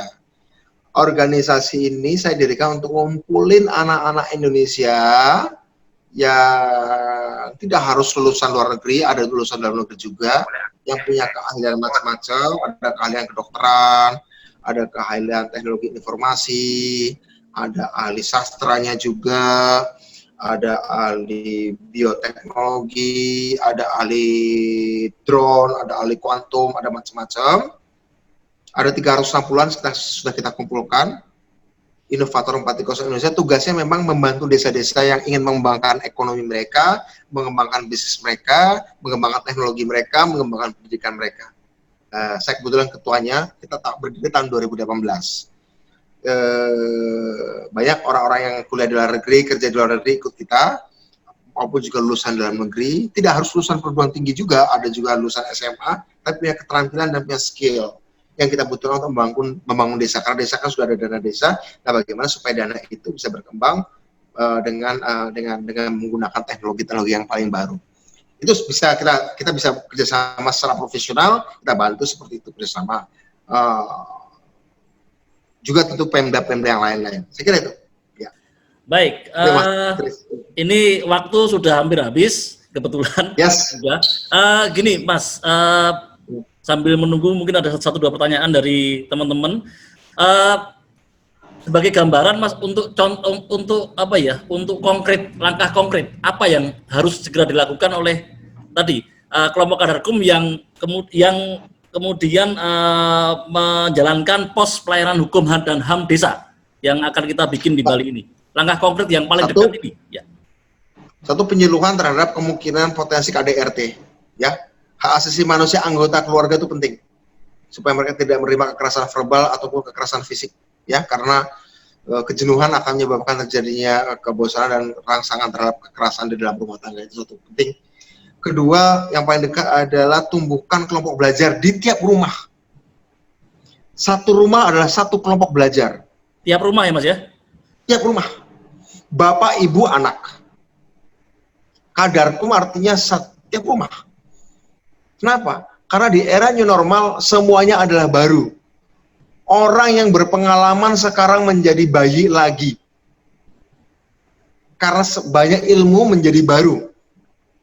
Banyak hal menjadi baru. So, yang berpengalaman bisnis ini juga kewalahan. Bingung. Di era digital aku harus bisnis apa? Di era digital aku harus belajar apa? Di era penyakit di mana-mana itu aku harus ngapain? Bukan ranjau ya, bukan ranjau zaman perang ya. Kita tahu ada ranjau, kita hindari lah. Kalau ini kan kasarannya ya, salah berinteraksi, penyebaran penyakit. Nah, gimana? Jadi semuanya sekarang menjadi pembelajar dari nol lagi. Hari ini ide baru, imajinasi baru lebih penting daripada pengalaman. Kreativitas lebih penting dari pengalaman. Orang, aku udah pengalaman nih, udah bertahun-tahun, puluhan tahun. 3 bulan lalu masih boleh ngomong kayak gitu. Hari ini orang berpengalaman adalah orang paling aman untuk menghadapi ilmu baru itu mudah, Mas. Tidak ada mental block dalam kepalanya. Tapi orang pengalaman, orang banyak pengetahuan itu punya mental block. Sehingga dia harus belajarnya 2 proses. Menghancurkan asumsi lama, menyerap ide baru. Berat loh. Orang mungkin mudah untuk menyerap ide baru, meskipun tidak mudah ya, susah juga. Tapi orang mungkin lebih mudah menyerap ide baru. Lebih susah tuh meninggalkan asumsi lama. Meninggalkan ide lama tuh jauh lebih susah. Ya. Orang jatuh cinta itu lebih mudah daripada orang melupakan mantan. Kira-kira gitu, Mas. Nah, ya kan? Move on, melupakan mantan itu lebih susah. Lebih mudah jatuh cinta. Saya bisa aja naksir, tapi untuk melupakan mantan masih susah. Masih ada gitu. Jadi 2 gitu ya. Lebih susah melupakan mantan ketimbang jatuh cinta. Jatuh cinta cukup dengan pandangan pertama kan? Kalau melupakan mantan kan emangnya dengan tutup mata langsung lupa gitu kan? Enggak. Tutup mata deh gitu. Terus lupa gitu. Enggak kan? Enggak. Tapi kalau jatuh cinta bisa pandangan pertama. Oh, asli keren deh. Nah, kira-kira gitu. Jadi yang orang berpengalaman justru paling susah, teman-teman. Saudara-saudara sekalian. Saya kira itu, ya. Jadi ini luar biasa sekali insight yang diberikan oleh Mas Budiman. Bagaimana kelompok masyarakat itu ternyata saat ini kita tidak cuma memasuki masa pandemi atau masa wabah, tapi kita masuki masa new normal dan kita bahkan dipaksa masuk ke revolusi 4.0. Dipaksa lebih cepat. Apapun keadaannya kita terpaksa harus masuk ke situ, kan gitu. Betul. Memang betul, Mas. Baik, ini ada beberapa pertanyaan. Yang pertama, pemanfaatan dana desa itu cukup sulit untuk mengaksesnya, katanya kan ada birokrasi dan lain-lain. Yang kedua, COVID-19 ini dari Pak Jawardi, yang tadi dari salah satu OBH di Bali, Organisasi Bantuan di Bali. Kemudian dari Pak Jawardi di Jakarta, COVID-19 bisa merubah budaya, bukan tidak mungkin merubah budaya berdasarkan Pancasila, apalagi kaum milenial. Bagaimana menyikapi ini? Oke. Satu tentang dana desa, Mas. Sebenarnya menurut saya kebetulan bikin undang-undang desa juga bersama Pak Wayan Koster. Sebenarnya di pasal-pasal itu memudahkan orang untuk mengakses. Ada namanya pasal 37 undang-undang desa itu, desa wajib punya sistem informasi desa. Sistem informasi desa artinya kalau bisa bikin website desa bagus. Ideal memang seperti ke arah sana. Website desa, setiap desa punya website. Itu ideal. Tapi kalaupun belum bisa, tapi sekarang di arah sekarang udah nggak ada alasan nggak bisa deh ya. Apalagi di era pandemi, wajib digital. Wajib digital menurut saya. Kalau mungkin 4 bulan yang lalu saya masih bisa maklum kalau ada desa nggak pakai website. Tapi kalau belum bisa, pakai pengumuman dong, ditaruh di depan balai desa, taruh di depan pasar, berapa dana desa tahun ini yang didapat, kemudian hasil musyawarah desa, kebutuhannya untuk bikin ini, bikin ini, berapa rupiah. Di beberapa desa di Jawa, saya lihat di luar Jawa juga sudah ada kok. Jadi terbuka informasi. Lewat website atau lewat papan pengumuman, taruh yang gede-gede di depan balai desa atau di depan pasar. Cukup 2 lah, tempat di mana orang. Balai desa penting karena itu adalah tempat pemerintahan desa. Bikin papan pengumuman gede-gede, tulis angkanya berapa juta, berapa ratus juta, berapa puluh juta, ya. Peruntukannya itu adalah hasil musyawarah. Satu lagi, taruh di pasar desa atau di perempatan pasar desa. Sehingga setiap orang bisa melihat, taruh yang gede kayak baliho mobil kada itu loh, atau pemilu atau pilpres. Segede itu. Sehingga orang naik motor pun bisa, oh desaku dana desanya 1,3 miliar.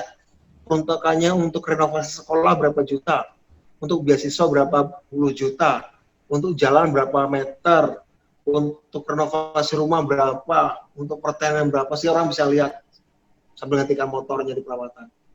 Ya, baca 5 menit atau 10 menit dia pergi lagi. Itu. Dan itu adalah perintah. Undang-undang desa di pasal 37 itu perintah. Kalau bisa pakai website bagus, kalau enggak pakai papan yang tadi, itu wajib keterbukaan. Jadi nggak ada alasan untuk Birokrasi gimana? Ya nggak ada alasan. Saya nggak tahu dana desa saya berapa, nggak boleh. Itu bisa ditindak loh itu. Kalau ada pemerintah desa tidak terbuka, tidak pakai website, atau mau pakai selebaran juga boleh. Setiap rumah dikasih selebaran. Di setiap rumah dikasih selebaran, poster. Lebih murah katakanlah mungkin. Ada berapa ribu rumah kasih poster ini dana desa segini. Kedua, pandemi revolusi 4.0 mengubah Pancasila. Ya, teman-teman sekalian, bukan cuma Pancasila berubah, agama juga berubah. Bukan cuma Indonesia yang berubah, seluruh dunia juga berubah. Ya kan? Proses belajar juga berubah. Kesehatan juga berubah. Sekarang orang sekolah dari rumah.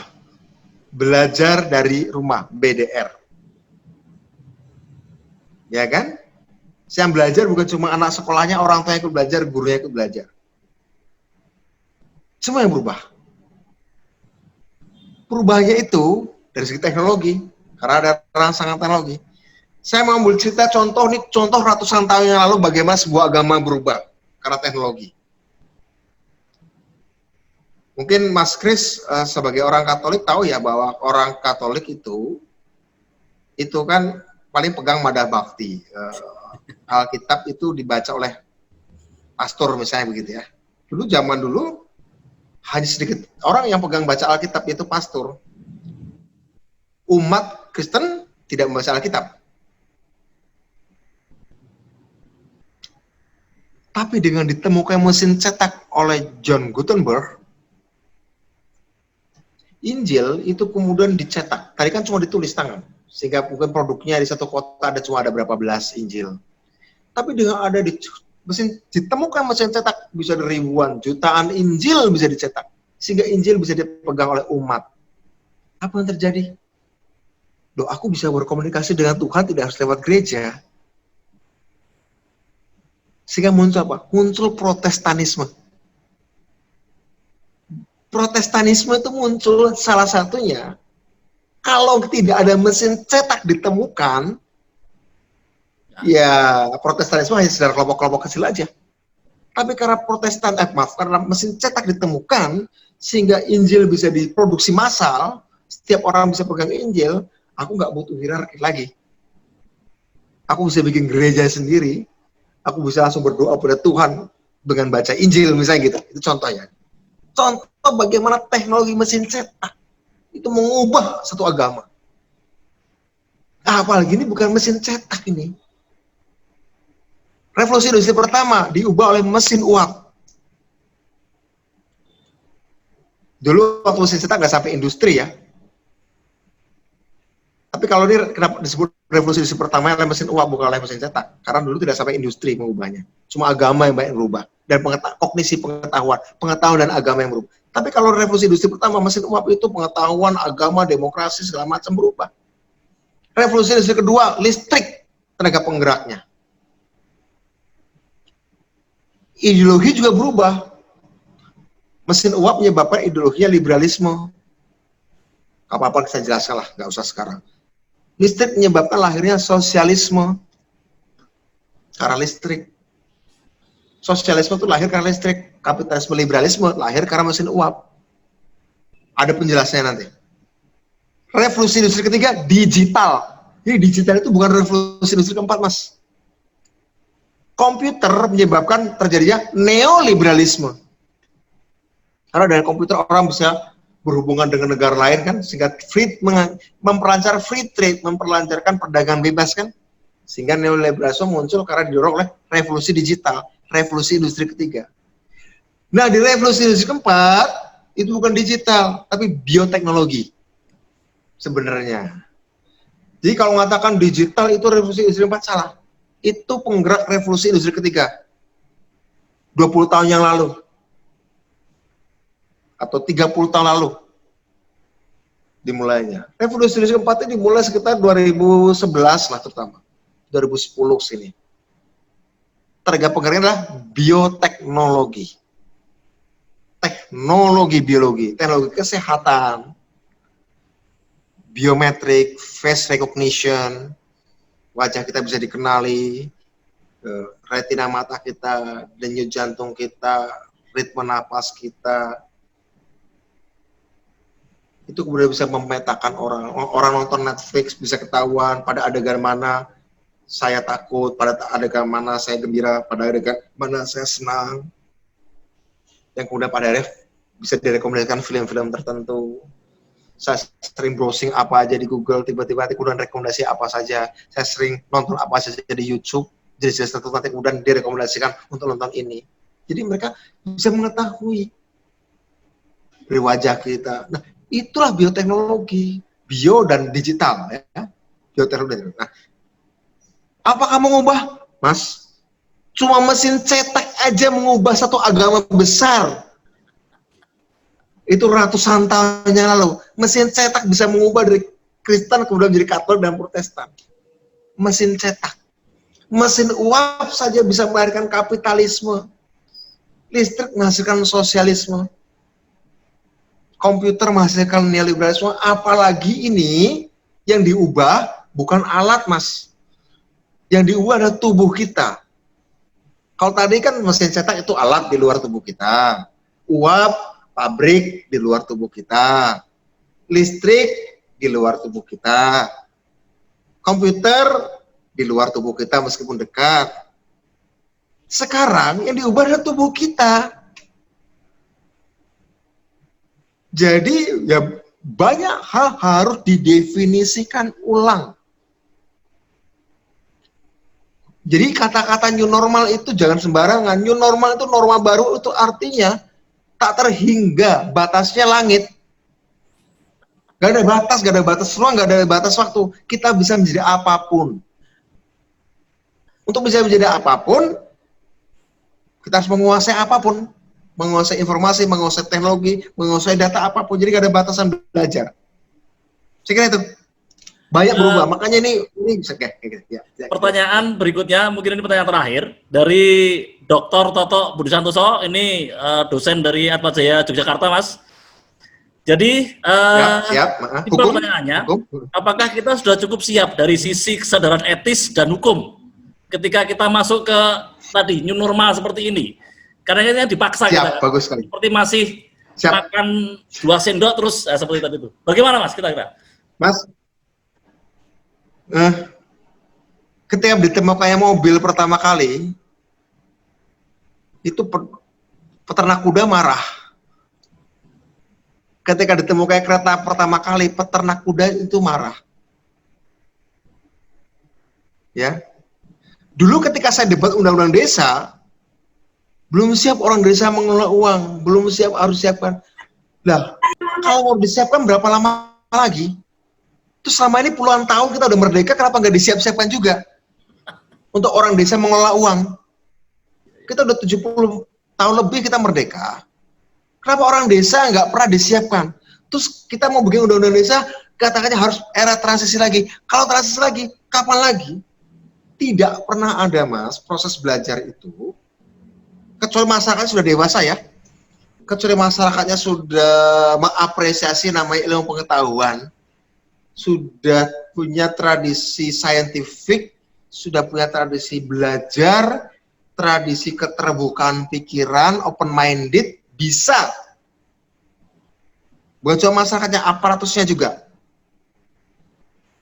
Tapi kan baik aparatus kita maupun masyarakat kita, ya Mas ya, itu sudah lama dijauhkan dari tradisi learning. Sehingga adaptasi itu bukan proses belajar, selalu keadaannya force major, dipaksa. Sehingga memang, kalau tadi apa kita siap secara hukum? Ya sekarang, para ahli hukum, para ahli etika, para agamawan, para budayawan, para psikolog, para pendidik, harus kumpul. Harus ngerti teknologi, kumpul ngobrol dengan ahli komputer, ahli teknologi biologi, ahli teknologi saraf, ahli pertanian, ahli kimia, ahli listrik, ahli mesin, kumpul.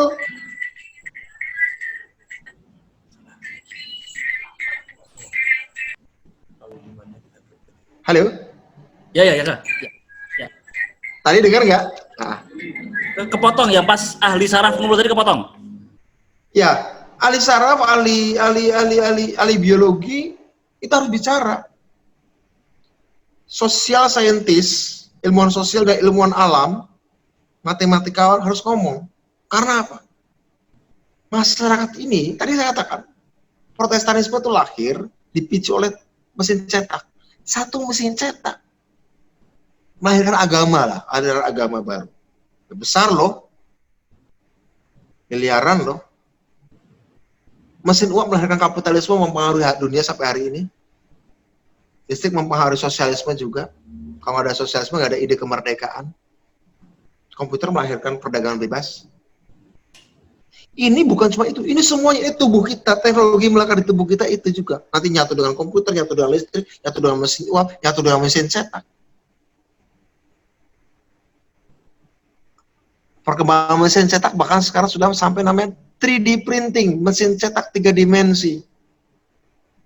Orang bisa mencetak meja di rumahnya sendiri, mencetak gelas di rumah sendiri. Nggak perlu saya pesan kursi dari tempat lain, saya bisa cetak.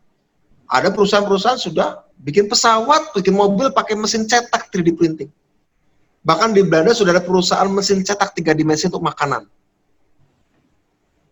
Dilihat, diambil dari unsur-unsurnya, tanaman, ambil unsur tanaman, atau dari sapi, stem cell sapi diambil, diolah dengan 3D printing, menghasilkan daging sapi baru tanpa menyembelih, atau daging kambing tanpa menyembelih. Akan berdampak nggak pada agama? Saya tradisi orang Islam kurban. Tradisi orang Islam misalnya, idul kurban, menyembelih kambing atau sapi. Nanti dari stem cell sapi atau kambing, dengan ada mesin cetak 3D printing, diolah sedemikian rupa, daging itu tidak dengan cara menyembelih binatang. Daging diproduksi di lab. Ada namanya meat lab, coba cari di YouTube, Google. Meat lab, laboratorium daging. Artinya apa? Kebutuhan sapi, kebutuhan kambing, kebutuhan babi, kebutuhan ayam, itu diproduksi oleh laboratorium. Berdampak enggak pada rumah jagal, industri rumah jagal, potong hewan. Berdampak enggak dengan pegawai-pegawainya. Teknologi teman-teman sekalian ini, nah ini menarik. Kita ini memasuki sebuah era revolusi 4.0, itu namanya era of abundance, era keberlimpahan. Karena era keberlimpahan itu dari 3 teknologinya. Merekayasa atom, tadi itu kan merekayasa atom kan, merekayasa genetik, tadi itu stem cell daging, diambilin stem cellnya sapinya sih atau kambingnya sih nggak usah disembelih, tapi dia bisa diproduksi daging terus-menerus. Itu rekayasa genetik. Sama merekayasa informasi. Seperti inilah kita merekayasa informasi kan. Ada berbagai macam aplikasi, wajahnya Mas Kris bisa dibuat Mas Kris 50 tahun lagi setua apa. Kalau Mas Kris sekarang perempuan kira-kira wajahnya seperti apa, itu rekayasa informasi. Ada yang Face Apps namanya, aplikasi namanya Face Apps.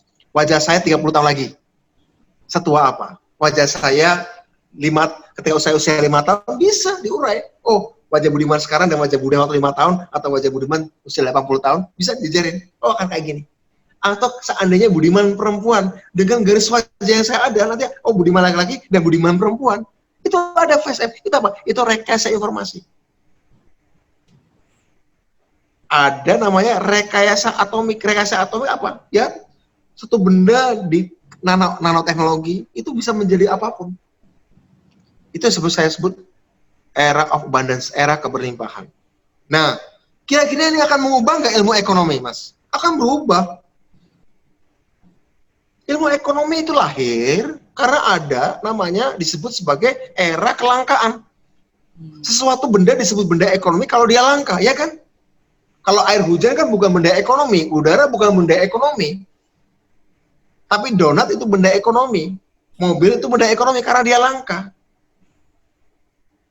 Nah, di era keberlimpahan, semua banyak hal nggak jadi langka lagi. Jadi asumsi ilmu ekonomi yang berbasis kelangkaan atau scarcity harus diubah, diganti dengan abundance, era abundance, era keberlimpahan, dari scarcity ke abundance, dari kelangkaan ke keberlimpahan. Berubah nggak ilmu ekonominya? Ya berubah. Pengajaran di fakultas ekonomi berubah nggak? Berubah. Textbook ekonomi berubah nggak? Harus berubah. Juga nanti ilmu sosiologi, ilmu hukum, akuntansi, kedokteran, harus berubah semua. Siap, nggak ada yang siap, negara nggak ada yang siap. Amerika pun nggak siap. Amerika yang katanya paling maju sekalipun, revolusi 4.0-nya, nggak siap juga. Karena kita berpikir bisa bertahap tadinya ya. Tapi dengan adanya pandemi, harus belajar dari pelajaran kecil sampai pelajaran yang paling lanjut semalam, kejar semalam. Ibaratnya ada puluhan buku harus habis 100 malam. Boleh, kalian kerjasama, kalian saling nyontek. Ya gitu aja dah. Jadi memang kolaborasi menjadi penting, gotong royong menjadi penting di era sekarang. Saya kira gitu Mas, Chris. Baik. Ya? Terima kasih sekali Mas Budiman. Ini memberikan apa ya konteks pemahaman kita, terutama teman-teman nanti yang akan bergerak ke masyarakat, membuat kelompok-kelompok masyarakat ini, terutama kelompok Kadarkum ini, bahwa konteksnya saat ini sudah benar-benar baru. Konteks pemberdayaan masyarakat benar-benar baru. Konteks pemberdayaan masyarakat saat ini adalah pemberdayaan dalam masa new normal yang benar-benar apa ya, membutuhkan Disrupsi. Ya, Disruption ya. disrupsi. Kalau bahasa Indonesia, saya bahasa Indonesia kan kocok ulang, era kocok ulang. Era new normal adalah era kocok ulang. Ya. Ya. Dan ini ada banyak hal yang tadi sudah kita diskusikan, kita pelajari dari Mas Budiman. Terima kasih sekali atas sharingnya. Satu quote tadi yang sangat menarik bagi saya, bahwa di era ini kreativitas lebih penting dari pengalaman. Imajinasi itu lebih penting dari pengalaman. Ini luar biasa sekali quote-nya. Baik sekali, terima kasih sekali Mas Budiman atas insight-nya. Sama-sama. Atas wawasannya yang sangat memperkaya kami. Bapak dan Ibu sekalian, terima kasih sudah bergabung bersama kami. Ini banyak yang dari luar Mas Budiman, ada yang dari Makassar, ada yang dari Karawang. Ini direkam kan? Direkam kan? Direkam. Mas, ini akan ditayangkan YouTube nggak? Ini live YouTube ini Mas. Oh ini live YouTube. Nanti akan ditayangkan yang permanen nggak di luar live-nya? Iya. Kalau sudah ditayangkan YouTube, saya kirim linknya ke saya ya. Siap. Kirim linknya ke saya. Makasih. Ya, oke. Makasih. Oke, Terima kasih ya. Bapak dan Ibu sekalian. Kita akhiri talkshow hari ini. Kita akan berjumpa di talkshow berikutnya. Saya akhiri dengan para Santi. Om, Santi Om. Selamat siang dan terima kasih. Ya, makasih. Anwil Bali, terima kasih. Kami belajar banyak pagi ini. Terima kasih dari Jogja. Salam hangat. Yes.